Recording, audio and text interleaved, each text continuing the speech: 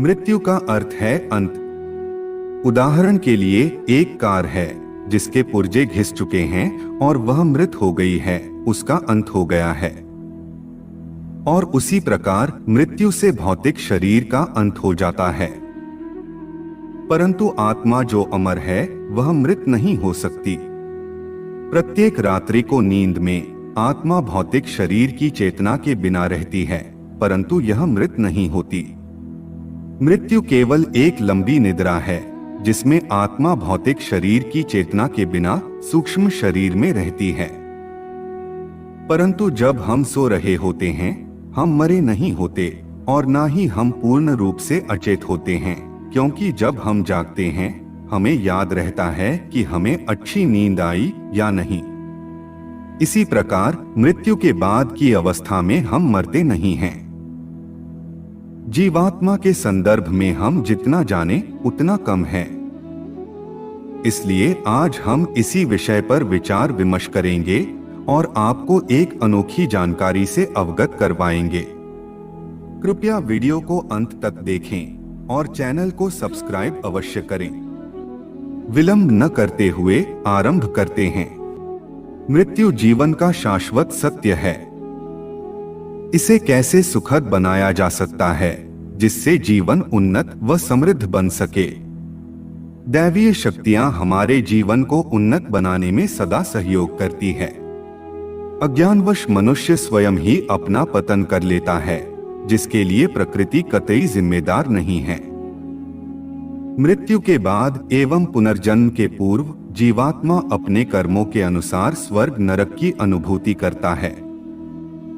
इस समय जहां जीवात्मा अपने स्थूल शरीर को त्याग कर मन एवं वासनाओं सहित अपने कारण और सूक्ष्म शरीरों में विद्यमान रहता है, इस अंतराल में जीवात्मा का न विकास होता है और न ही स्थूल शरीर के अभाव में वह वासना पूर्ति कर सकता है, जिस कारण वह बड़ी वेदना और दुख अनुभव करता है।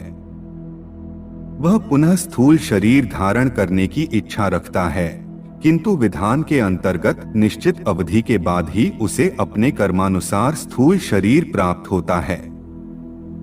तब तक उसे इस अंतराल में भटकते रहना पड़ता है। विषयों के प्रति वासना का होना ही जन्म मरण के चक्कर में डालता है। वासना ही कामनाओं की पूर्ति आपूर्ति, राग द्वेष और सुख दुख के बंधन का कारण है। अतीत की सुखद स्मृतियों के कारण स्वर्ग का और दुखद स्मृतियों के कारण नरक का एहसास जीवात्मा को उस समय में होता है। स्वर्ग भी वासना ही है, अतः यह भी जीवात्मा की सर्वोपरि स्थिति नहीं है। स्वर्ग भी बंधन है। इससे ऊपर की स्थिति मुक्ति की है, जिसमें जीवन संपूर्ण भोगों एवं विषय वासनाओं से मुक्त होकर अपनी स्वतंत्र स्थिति का अनुभव करता है।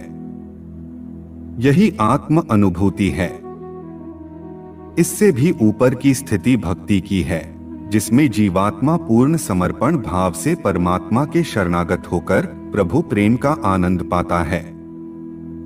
प्रभु प्रेम के अनंत नित नव रस का आस्वादन कर जीवात्मा कृतकृत्य हो जाती है। ऐसे उन्नत विकसित जीवात्माओं का पुनर्जन्म ईश्वरीय कार्यों के लिए महान वैज्ञानिक, कलाकार, संत, समाज सुधारक आदि के रूप में समय समय पर होता रहता है। वैदिक साहित्य और आध्यात्मिक ज्ञान ही हमें इन सत्य सिद्धांतों व मान्यताओं से परिचित कराता है। वैदिक साहित्य के अध्ययन से एक अन्य प्रमुख बात हमारे सम्मुख यह भी आती है कि इस संसार का रचयिता ईश्वर है। ईश्वर सर्वव्यापक और सर्व अंतर्यामी है। वह हमारी आत्मा के भीतर व बाहर सर्वत्र समान रूप से एकरस व आनंद से पूर्ण होकर विद्यमान है और हमारे प्रत्येक विचार व कर्म को, भले ही हम उस कर्म को दिन के उजाले में करें या फिर रात्रि के अंधकार में छुपकर करें, पूर्णतया जानता है। वह कर्मफल प्रदाता है और यथासमय इस जन्म में वह फल आपको देता है। इस तथ्य को विस्मृत कर हम संसार में शुभ व पुण्य अथवा पाप व अशुभ दोनों प्रकार के कर्म किया करते हैं। पुण्य कर्मों से हमें सुख प्राप्त होता है और पाप कर्म हमारे जन्म जन्मांतरों में दुख का कारण बनते हैं।